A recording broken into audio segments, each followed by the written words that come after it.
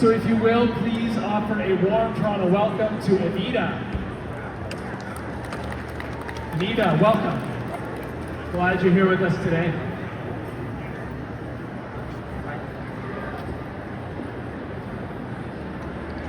Anita, you have recently fallen in love with a smoothie that is changing your life. And you wanted to take, before we go into everything else you've done, because I've got some awesome questions where you could just reflect on a lifetime of work a little bit with me. But before we go backwards, let's start with today, something you're super excited about. Tell the people what you want to tell them. Hi everyone, thanks Stevan. So I'm really keen on the hyper-nourishing green smoothie. It was introduced by Dr. Brooke Goldner and her partner. I had COVID over the holidays, and a friend from South Africa told me about it. And I had so much energy, I felt like bouncing off the walls. Feeling like you needed a little shift, a little pick-me-up in your health. You came across this green smoothie, you started the protocol, and all of a sudden you're feeling a million times better than you were beforehand, right? Right. So it's helped with my physical health, mental health, and energy. Right. And I've had it every single day since I tried it, December 30th. I never skip a day. I make a whole jug for myself, sometimes 2, 3. And I've been shouting it out from the rooftops and trying to tell everybody. And we have a brochure, and then Adrian and Carl are giving out samples of the green smoothie, and Suzanne's coming around and giving out a leaflet which has the recipe on the back. And so it's not just about physical health. What I love about the green smoothie, it also helps with mental health. And being an animal rights activist, a lot of people feel the mental strain of seeing 92 billion land animals going to slaughter and trillions of fish. So a lot of people in the animal rights movement, they need to take care of their health, physical and mental. Anita, you're an individual who anyone that's been involved in activism here in the Toronto region to any degree is familiar with. You are not a foreign name to this community. You're somebody that people know. But long before PigSafe or your role with Plant-Based Treaty, I was wondering if you could share with us a formative experience. You know, when we're kids and we're having these moments, these early influences that kind of stick with us, that might have planted the seeds for who you are today. Your tireless efforts, your willingness to stand in difficult spots, sharing difficult truths with the world. What was that? What was the genesis of that for you? If you could go back and say, maybe that's the seed or the root of who I am today. So thanks, yeah, that's a great question, and I know we all have our stories. I think as a kid, I was always interested in like recycling, or when I was in grade 7 and 8, I thought I was actually anti-abortion, and then now I'm pro-choice, but I was interested in ethics. Then, in high school, I just tried to zip through high school, but when I went to university, I saw a movie called The Animals Film, and then that made me go vegetarian. But I talked a lot and I didn't do anything. And what the sort of epiphany happened in 1993 when I went to Clayoquot Sound on Vancouver Island. I had been working as a legislative assistant to an MP, Charles Katcha. So I went to Clayoquot Sound with my sister, and I was so afraid of authority. Like my sister said, I said to my sister, "Are you gonna stand on the road and get arrested?" And she goes, "Oh yeah." It was like nothing to her. And to me, it was like, oh my God, it's such a big decision. And when I was sitting on the road, blocking the logging trucks from going in and chopping down 1,000-year-old ancient rainforest trees, I was like shaking like a leaf. I was so scared. And then I got arrested with like 300 other people. And then when I was being processed, it was like, oh, that wasn't so hard. I was surprised how, but that was sort of a formative experience.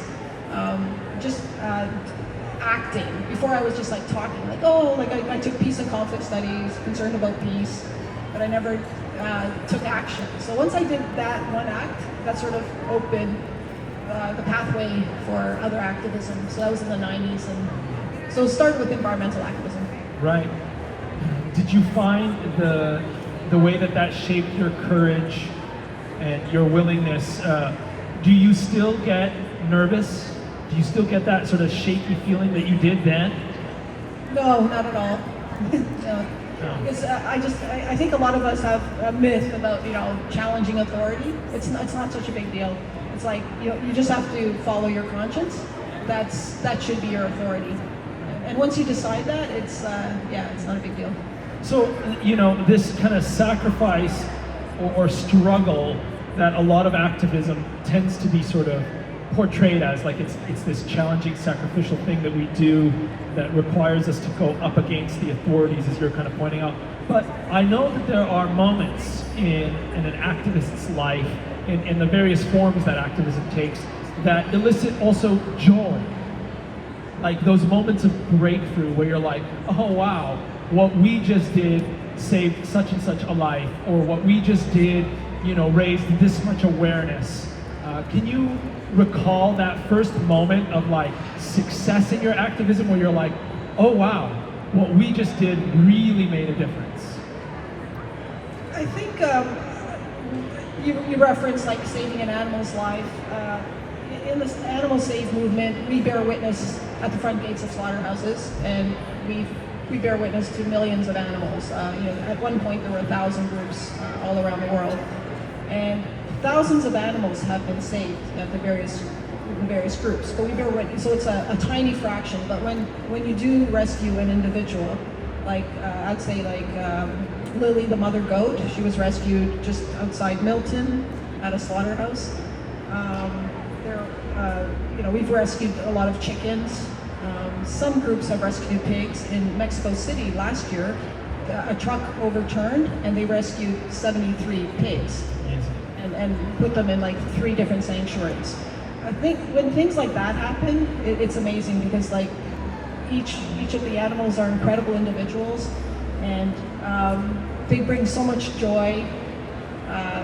There's a sanctuary called Who Saved Who, like in Ontario.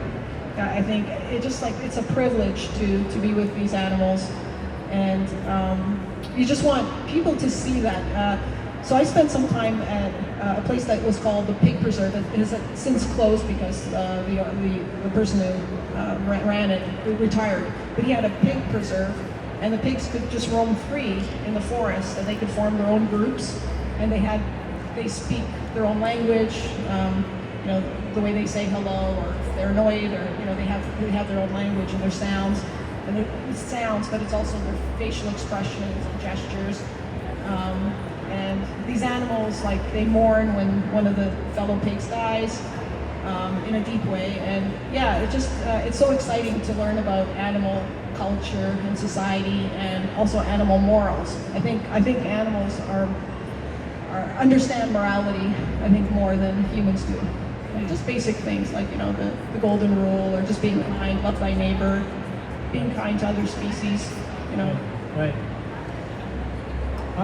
I think of, as I reflect on you as an individual and your stories and the various organizations and movements, and I still recall my first conversation with you and your level of sort of execution on being able to pull together groups of people across, in that case, you were talking kind of from a global perspective. You were talking about cities in the UK that were sort of adopting, the plant-based treaty, or whatever the case may be. And I could tell the level of organization that went into it, the level of detail that went into it. And I think, okay, so somebody with this level of longevity, this level of expertise, needs something that sustains them. Because it's a long journey, right? You have seen, and I'm sure had many experiences where things didn't go as planned, where there were frustrations, moments where you're like, oh man, we put all this effort into it and it feels like it didn't amount to much. What sustains you? What sustains that passion in you today? Yeah, so when we started Toronto Pig Save, the first save group in 2010, it was informed by the work of Marshall Gantz. He's a sociologist at Harvard, but he used to be the director of operations for the United Farm Workers for 15 years. And he wrote a book David and Goliath. And one of his main findings was the idea of having expanding teams. So the way to succeed as a global network of groups is you have an expanding team of leaders. So you're very open to insiders and outsiders, and you work as a team. So the reason we have a very strong organization is because we have amazing teams.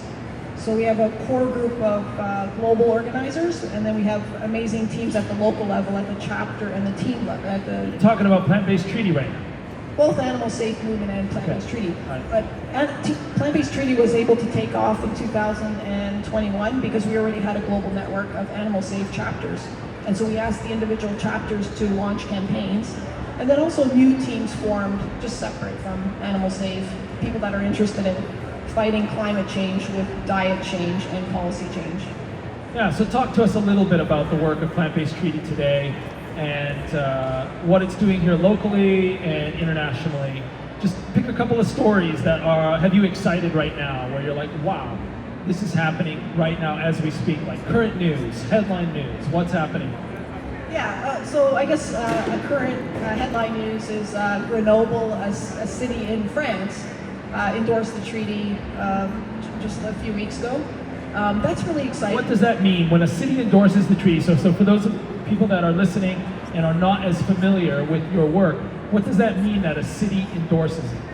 So the Plant-Based Treaty has 3 big principles and then 40 detailed proposals. So we give that to a city and say, what can you do? Which of these proposals can you do? And when Grenoble signed it, they actually looked at all 40 and looked at the proposals that are already working on and where they could do more. So an example of one of the proposals is promote community education on the impact of climate change on cities and the role that food plays. So, and also looking at the benefits of plant-based eating for your health. So it looks at all those things. So one of the proposals is to have cities do public education campaigns. Another proposal is for cities to promote policy change at hospitals, schools, universities, if they have jurisdiction. So we have another proposals like to promote food security, food access, not to open any new slaughterhouses, things like that. Got it. And how lasting is a city's endorsement? Is that easy to backtrack for a city, or have you had cities that have joined and then stopped being a part of it? No, not really. I think the key part is to have a team on the ground, and implementation is as important, if not more important, than the endorsement. Right. When you have a team on the ground, you're constantly working with the city on programming. So I'll give you an example. The town of Caledon in Ontario endorsed the treaty. It's a small town of about 60,000 people. And we're working with the city staff. So for Earth Hour, we gave hundreds of green smoothies at their community event, and then they invited us back for a lunch and learn with their staff, the mayor, and city councilors. So for Earth Day, we gave out, we showed them how to make the green smoothie, and the mayor spoke about it because she has type 2 diabetes, so she's very interested in this type of diet, which can reverse type 2 diabetes and autoimmune diseases. And the staff came, all the staff were interested, and then we're working on further events with the staff. So every time you do one event, it just opens up the field for more events, a bunch of new events. So there's just so much to do because people are interested in food and health, and there's so many activities that cities have. So we're out there, they're always inviting us to events. Got it. So it's obvious to me if you're dealing with an average Canadian town, city, or French town, city, you're definitely going to be having conversations with people that don't necessarily see the world the way you do, right? There's going to be differences. There will be challenging conversations. What have you learned about helping teams and those that are representing the plant-based treaty in those environments? What have you learned about communicating these truths or these concerns in those environments where people are not necessarily kind of buying into it immediately or may have some objections, what are some best practices? So it's called the plant-based treaty, and not the vegan treaty, for example. Because we called it that specifically because we wanted to get into more places, like schools are more open to that, universities, cities. So what our best practice is we promote the ideal, the highest. We tell the truth in terms of this is the ideal. Obviously, cities are not going to go do the ideal right away, but we point them to the ideal. So we at the beginning we used a lot of science because the science is so much on our side. But the counselors would tell us my constituents don't care, I don't care. So we often do Zoom calls with counselors, and then this presentation was 70% science, climate science. And so one lesson we learn is go straight into this is what you can do. You might throw in a couple of slides about science, but it's action oriented. Yes, that's what right. Go straight into it. Because it's kind of like in business, what's the bottom line, right? That when you go right to the actions, it's ultimately okay, great, all the science, but what can we do? Because that might or may not be compelling depending on how people view graphs and statistics and data. And, if it's not rooted in a narrative, it may just be, a paper published by somebody that's doing some research, and you don't actually know the real world implications of that. So what you're saying is, we used to be data, focused heavily on the data, and now you're actually, here's something you can do immediately that's going to help the climate or help the animals, tomorrow, that you can implement, and you have found that to be successful. Yes. So my favorite document is Plant-Based Treaty in Action. So you can get this on our website, plantbasedtreaty.org, if you go to resources, and it's on the home page as well. It links to it, but it's called Plant-Based Treaty in Action. It lists the 40 proposals, and then it gives hundreds of examples of cities doing things. So in the case of public education, we go, Manchester did a billboard saying eat a lot less meat. And New York City did a billboard, eat a whole lot more plants, because they're into whole foods, Mayor Eric Adams, because he reversed his diabetes through whole foods. Right. So we give examples, and they're so exciting. We show them pictures worth 1,000 words. We include a lot of diagrams and photos of what cities are actually doing, and that excites bureaucrats and counselors because they want to know what you can do. And there was one other thing that we learned. We recently added health. We never focused on health so much at the Animal Safe Movement or Plant-Based Treaty, but after discovering Dr. Brooke Goldner's work, and also I'm a huge fan of Dr. Joel Furman, and I know he's influenced you a lot, we are now going to launch a major sort of health pillar in our work. And what was interesting to us is everybody's all ears. The counselors, they're all ears when you talk about health, when you talk about their constituents' health, their own personal health. When you talk about healthcare costs and things like that, it just opens a lot of doors. It opens all doors, really. Yeah, I wonder if there was a moment when you were in a Zoom meeting or in a room where it felt like there was some pushback coming your way, and you were kind of thinking on your feet, or you saw another team member thinking on their feet, or maybe this is just a story you've heard, but I'd love if it was your own personal example of just there was resistance, and you could sense that resistance coming, and yet at some point you figured out a way to get something to click, and then the sort of the energy in the room shifted towards, maybe we can collaborate. Maybe there is a way forward. Do you remember anything like that? That's very dramatic. We're usually on Zoom calls because we're, meeting counselors. Somewhere farther away that's hard to get somewhere in the U.S., somewhere, around the world. And we always, a tip my sister offered me, she works at flap.org, it's a bird protection group. You should always ask politicians, what's your advice? How do we do this? And that's how we learn. Like a counselor said, look, this is way too much science, I'm not interested, my constituents aren't interested, just get to it. So that's how we've sort of discovered. We always ask for, when we meet with politicians, we ask them how do you think we can get a motion introduced? Who else should we talk to? Do you have any advice? Do you know anybody? Is there a climate division that the city staff has? Or, so that's how we usually do it. We just ask respectfully of politicians who are super busy and they're, very informed, very, they're the experts. So, when we try to lobby, we always ask them, further help. Yeah, I think that makes a lot of sense. It definitely rings true for me when I think of the environments that I find myself in where I'm feeling like there's resistance. And I'm wondering, how might I communicate, what would make this a more safe environment for me, or that would feel more life-giving. And yeah, that sort of actionable item, what I've done in the past, so I'm thinking about like families.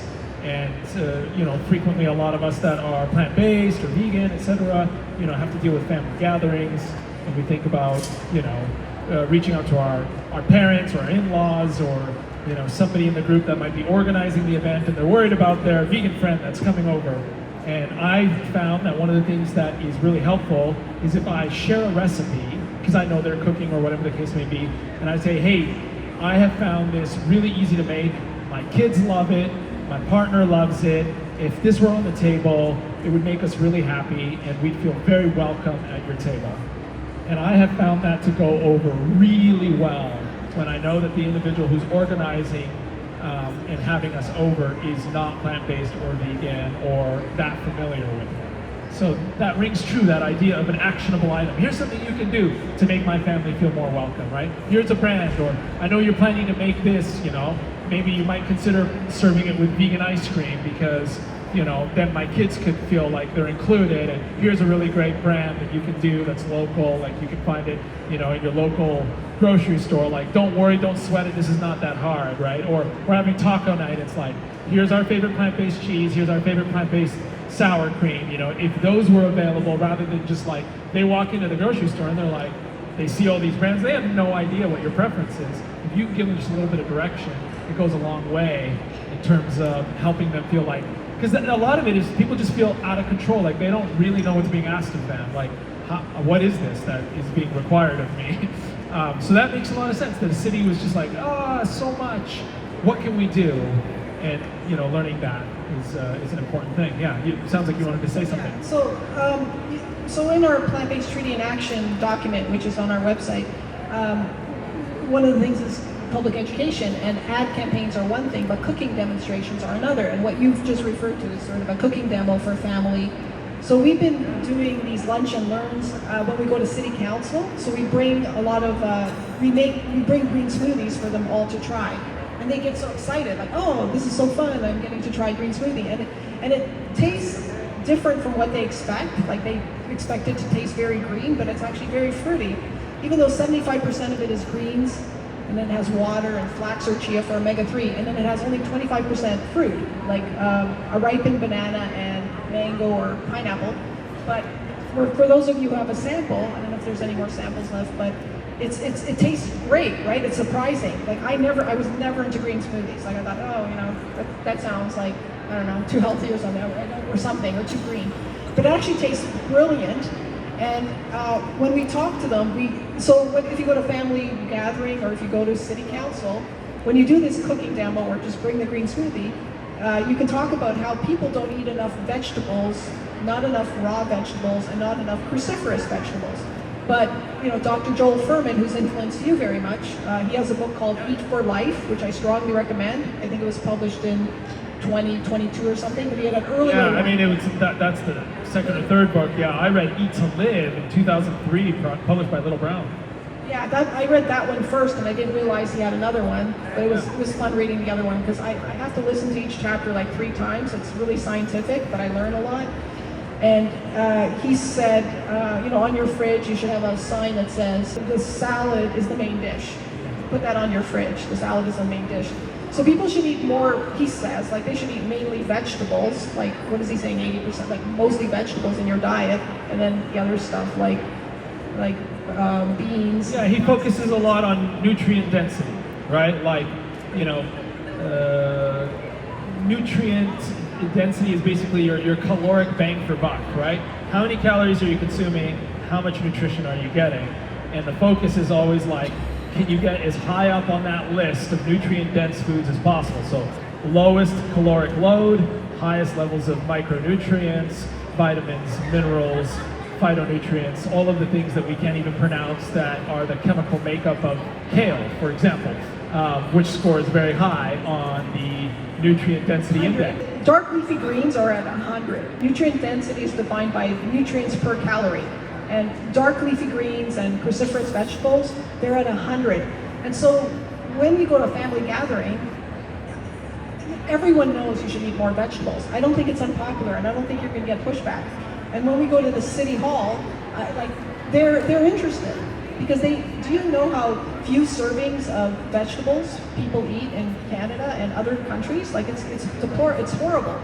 And according to the World Health Organization, it should be like 5 to 10 servings. According to the plant-based health professionals in the UK, it should be 10 servings a day of vegetables and fruits perhaps. But and if you read Dr. Furman or if you look at Dr. Goldner's work on the green smoothie, we should be eating mainly greens, and then the other stuff is like toppings, not the other way around. So the toppings are like the chickpeas and some quinoa, but you're having a big salad. And if you have a hyper-nourishing green smoothie every day, you're starting the day off really well. You're getting your nourishment. So I just think I think it's opened a lot of doors for us. People care about climate change, they care about water, they care about biodiversity, but I think health is just another benefit that we really need to emphasize because I think it opens the door to 100% of human beings, whereas the other things open it to a lot of people, but not 100%. I'm slightly amused, not because of the insight. I think the insight's 100% true, but the funny thing is that was actually my doorway into veganism back in 2001, 2, 3. When I was dealing with some health issues, I went vegetarian. I read a Neil Barnard book first, and then I read Joel Fuhrman's book, and it was only later, years later, months later, maybe even like a really long time before all of the other puzzle pieces around animal rights, the environment and the climate, all started to click together for me, and I was like, no, this is working for me and my human health. That's why I was motivated to make the changes that I did to the things that I was consuming, not necessarily yet the things that I was wearing, or a variety of other things that one might be concerned with if they're kind of fully invested in a vegan worldview. But the fact that you're only now, with plant-based treating and some of these other things, realizing the efficacy of health as a doorway into this conversation, it's just amusing to me a little bit how it's like the circuitous routes that all of us take to get to places and land at places, which is great. You have a lot of, we're wrapping up here real quick, Anita, and I wanted, you've got this longevity in the world of activism that is really inspiring to me. And it's something that I would love to be, a part of my legacy that, in a decade from now or another decade from now, I'll have spent as much time actively engaged in helping, the communities around me make choices along these lines. And I was just wondering, what is that wisdom or insight that you would share with anybody here who's looking for a bit of that inspiration to feel like they too can participate at the level of community organizing that you've been involved in? Yeah, thanks. So I would just invite everybody to join an animal save vigil. We go to slaughterhouses and look the animals in the eyes, and it's life transformative. It's sort of like, I think we live on a different planet sometimes, and the animal agriculture industry has been done such a good job at hiding behind walls what's happening to our animal friends. And why have the longevity? Because there's such a need. So the number of animals being killed every year is just going up and up and up. So I'll just give you one stat. In 1980, the average human ate 30 kilograms of meat per year around the world. And then 40 years later, it's gone up 50% to 45 kilograms per person. So that the per capita consumption of animals is going up and up and up. So why the longevity is because the need is only going up. And I feel like we're on the Titanic when it comes to the climate crisis. So, 2030 is supposed to be the last of the 12 years where we're supposed to make a major change we're going to exceed the 1.5 Celsius the way we're going, and possibly 2 Celsius, and maybe we're going to get to 3 Celsius warming on average, and that's catastrophic, literally catastrophic. So, as human beings, we just have to, know what those facts are, and then we need to act so that we can turn the Titanic around and not start crashing into all these icebergs. Because it's such a privilege to live on this beautiful planet. The people that went out into space, they said, "Oh, I'm so surprised at how dark it is, how black it is, and there's just a speck of Earth." And we're so privileged, and I think we all owe our time, money, resources to fighting for animals, animal rights. They're our fellow beings, they're our equals, they're even our superiors, I think. And we have to fight against climate change, but also the other planetary boundaries that are being crossed, like freshwater use, biodiversity crisis, and ocean dead zones and so forth. So we're living in a very curious time where the Earth is sort of going to hell in a handbasket, and it's also hell for all these farmed animals. That's the reality. And so what can we do? We can do so much. We have so much power, and we should always speak up in every context, at the family context, City Hall. So please join us. The Plant-Based Treaty has regular meetings in Toronto every Thursday from 5 to 8 at Wishbone Animal Rights Lab. And other teams meet regularly. If you're situated somewhere else, you can start a team. We have welcoming calls every Friday on Zoom for people around the world. And yeah, we'd love for you to join us. Each of us have so much power, so we just have to exercise it. Anita, your dedication is an inspiration to us. You deserve a very warm round of applause for all your effort here in this city and abroad in Canada, for all the work that you've done. Yes, everybody, please, a warm round of applause for Anita, the Plant-Based Treaty, the Safe Movement, for Being Safe. Thank you so much for what you do.